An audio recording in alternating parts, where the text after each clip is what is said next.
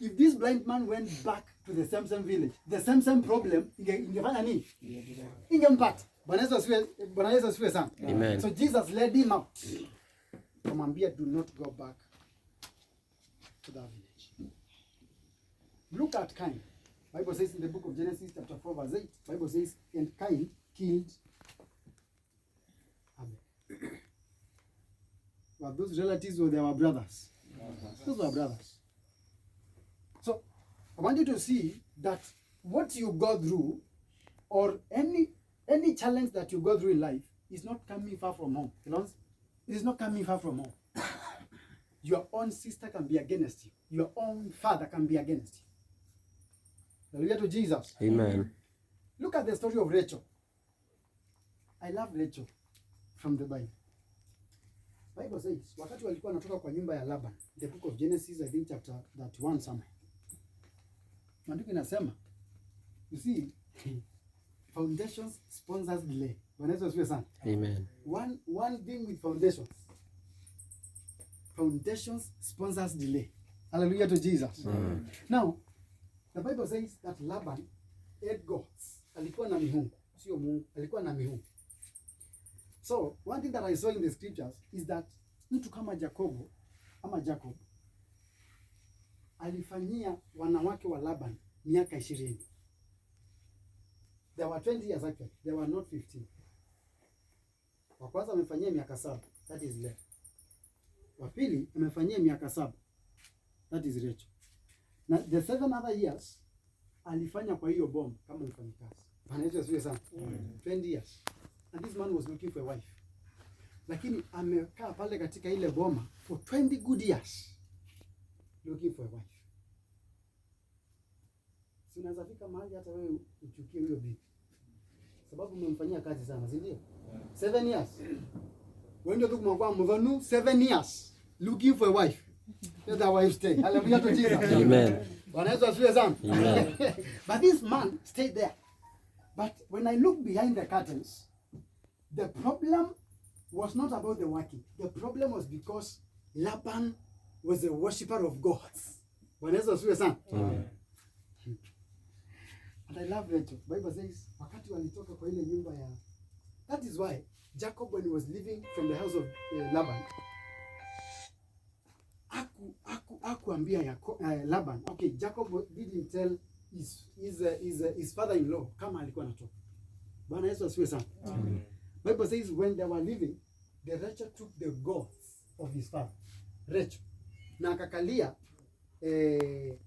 the horse, not the horse, the camel wenye alikuwa anaenda nazo. Bwana Yesu asifiwe sana. Amen. So, unajua wakati unaguza mahali kuna kitu ya baba anajuaga kuna kitu imeguza. Bwana Yesu asifiwe sana.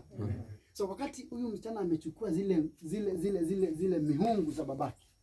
Maandiko inasema kwamba and Laban pursued Jacob all over the night. Kwa sababu anasikia ni kama nimepoteza amani. Kuna msingi mahali umetingizwa. Bwana Yesu asifiwe sana. So maandiko inasema kwamba after kuwafuata alienda akawapata mahali. Kamuuliza, kwa nini umekimbia hivyo na wasichana wangu kama mateka wa vita? Bwana Yesu asifiwe sana. Unajua wakati unateka kitu kwa vita unatoroka naye. Bwana Yesu asifiwe sana. Bwana umekimbia na wasichana wangu hivyo kama mateka wa vita. Hujanipatia nafasi ni wabusu ama ni wahai. Bwana Yesu asifiwe. Amen. So wakawa na discussion pale. Lakini maandiko yanasema kwamba usiku huo Mungu alimtokea Laban. Akamwambia Laban, usimguze mtumishi wangu Jacob. Bwana Yesu asifiwe sana. Wala usimfanyie chochote. So wakati wanazungumza na Jacob, Laban anamwambia sasa, kama sio Mungu wa babako. Bwana Yesu asifiwe sana. Amen. Kama sio Mungu wa nani? Wa babako. Ningekufanyia kitu mbaya sana. Lakini kwa sababu alimtokea, akaniambia nisikufanyie chochote. Sitafanya nini? Sitakufanyia. Bwana Yesu asifiwe sana. Amen. Lakini Laban akamwambia, lakini mwenye nitapata na miungu yangu. Kuna mtu alibeba miungu yangu. Yakobo akasema, kama kwa katikati yetu anafaa kukufa. Bwana Yesu asifiwe sana. Amen. And that was Rachel.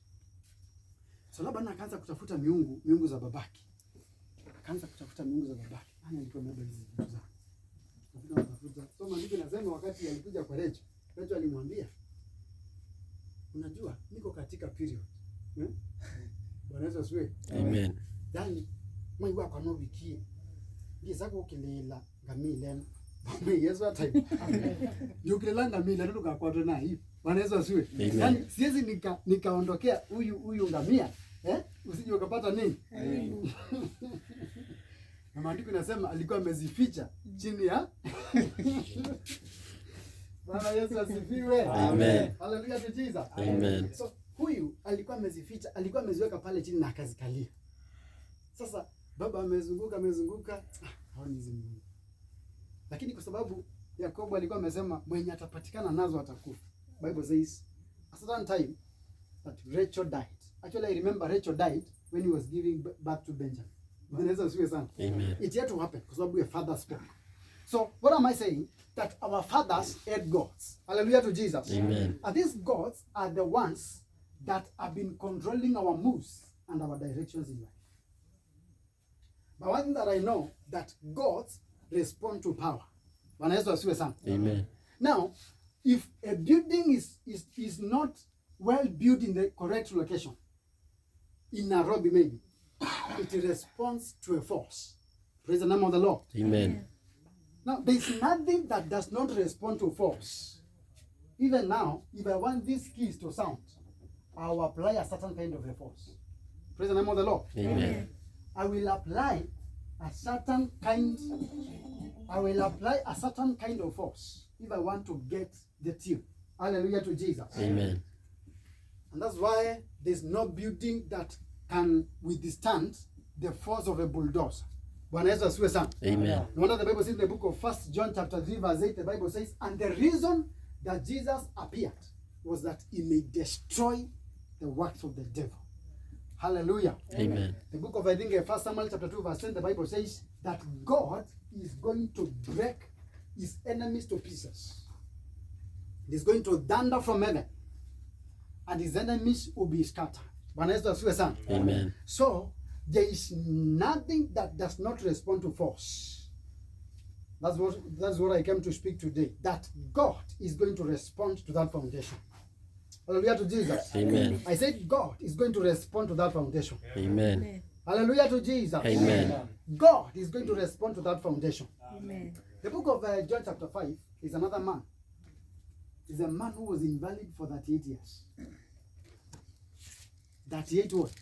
Yes. 38 years. Now, the Bible says that an angel of God could come and stir up the water. And whoever gets first was the one who got the healing. But this man was being left there. You can imagine 38 years of waiting. Amen. The foundations sponsor delay. And one foundation can be seen. Amen. Dambi is a foundation. It is a power. It is a force. No wonder in the book of Ephesians chapter 6 verse 12, Bible says we wrestle not against flesh and blood, but against principalities, against powers, against dark forces in the dark world. Amen. Yes, so sin can be a foundation. Sin can be what? Foundation. A foundation. Hallelujah to Jesus. Amen. So this man was there in the pool for 38 years. My friend, 38 years can move you from nursery school to the university. University, after finishing university, you get your PhD, you do your masters, you marry, you buy your whole land, you build, you have children, and you continue expanding. Amen. But this man was waiting for that 8 years. When Jesus asked him, what do you need? He said, I just need to get it. If I was this man, Alex, if I was this man in this pool, ningeambia Yesu, tafadhali, my years are wasted. Hallelujah to Jesus. Amen. My years have been wasted. My time has been wasted. Bless me. Actually, the Bible says, and when God touched him, the Bible says he jumped. But that's what Amen. in other words, he was saying that I've wasted my years. My friends have gone ahead of me. Let me jump so that I may make up the time. But that's what Amen. Yes, he jumped because he was here for a very long time. I can tell you foundations are very real. There are people that are at 60 and they're not married. Someone is at 45 and is looking for a wife. You're looking for a wife when you are on your way to go to heaven. Hallelujah to Jesus. Amen. At 60, you are waiting on God. Waiting on God. And then you have been passing through the village. You are a terror in that village. Hallelujah to Jesus. Amen. You at 60 and you are waiting on God. Joseph, at 60 and you are waiting on God, Deacon. At 60, when people are marrying at 20s, you are 60 and you are waiting on God. You should be preparing your way to go to heaven. But you are still there waiting. You are not waiting for the will of God. There must be a foundation from the family that is fighting. Hallelujah to Jesus. Amen. So you have to realize it and fight it. You confront it by force. Amen. You use force to control or maybe to suppress foundations. Foundations don't respond to pleading. Please, foundation, leave. They don't do that. Bible says on the wall of Jericho, they surrounded 7 times. And on the 7th times when they were shouting, the wall sank. Praise the name of the Lord Jesus. Amen. So foundations respond to force. Hallelujah. Amen. Are we together? Yes. Yes. Foundations respond to force. Foundations respond to force. This man was here for 38 years. 38 years struggling. 38 years struggling. Now, let me prove to you something else. I think my time is over.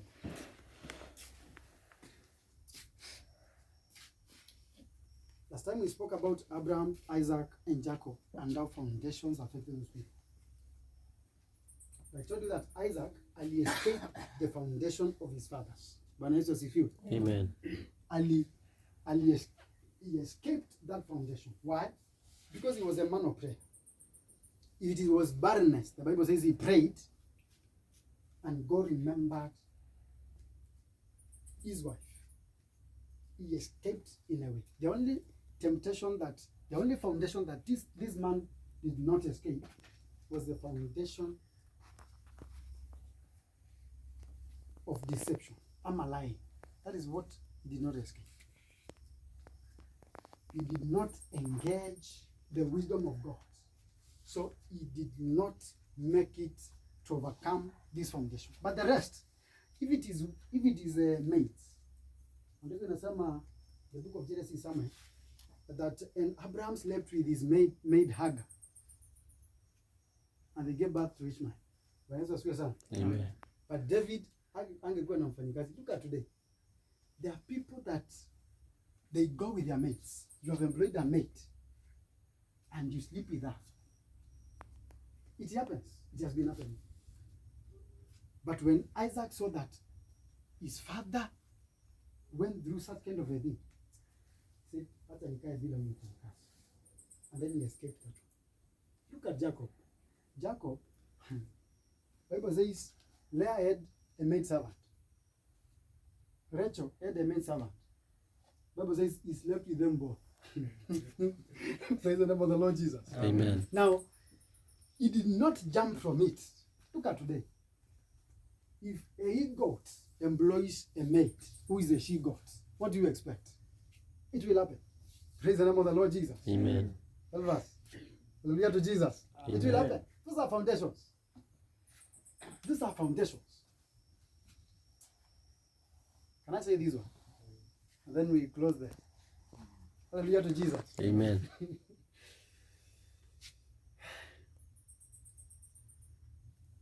Some disappointments and some bad luck, some delays in our lives are as a result of foundations. Praise the name of the Lord Jesus. Amen. Do you know that if you do your own research, you'll find that most people that get to marriage in late days, there is a power that fights them from home or from home. Praise the name of the Lord. Amen. Napata if you are a man, women can be coming to you during your dreams. Unashtuka wakati mambo imefanyika. It is not a woman, it is a spirit. Hallelujah to Jesus. Amen. It's a spirit from the kingdom of earth that always wants you to be late in everything that you are doing. Bwana Yesu asifiwe sana. And you should not take it easy. One time Jesus was crossing over the lake. Bible says, and the winds were very tempestuous. Winds were pushing the boat. Praise the name of the Lord Jesus. Amen. Now, my kids, there are some boys that even they see other men in the dream. Instead of seeing a man, instead of seeing a woman, actually it is fair to see a woman in the dream. But there are some men who see men. It is not men. There are powers that want to sap everything that you are. Now, you see, if you can be satisfied in the dream, will you enjoy in the physical? No. You won't. Amen. Those are powers that fight your destiny. They don't want you to settle early. They want to fight you. So more, they want to make sure that you won't make it in life. So you have to confront those powers. Hallelujah to Jesus. Amen. You have to confront them because they have been initiated by foundational spirits so that they cause delay in your life. But in the name of Jesus, you won't be part of delay. You won't be part of that delay in Jesus' name. Amen. Hallelujah to Jesus. Amen. Yes, there are people that get angry while you are still walking. Why is this person still living? And I cut his neck while I was in the shrine. Amen. Some people are not people. Some people are out. Some people are killers. They are murderers. They have vowed that Fulani won't make it in life. So let me cut him before his time. See, we have gone through people. We have seen people that mtu amesoma mpaka university lakini bado anatama ama anauzanga mandizi. How do you compare a degree with a banana? Amen.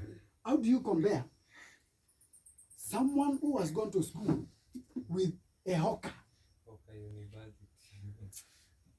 Praise the name of the Lord Jesus. Amen. It means there's a certain spirit in between that is fighting this man or this woman. Amen. You cannot compare those two things. So the devil is out to cause what we call manipulation. And in life, I want you to handle three things. Because I may not be able to share again. I may not be able to share again on this topic. But in life, I want you to handle three things. Number one, handle sin.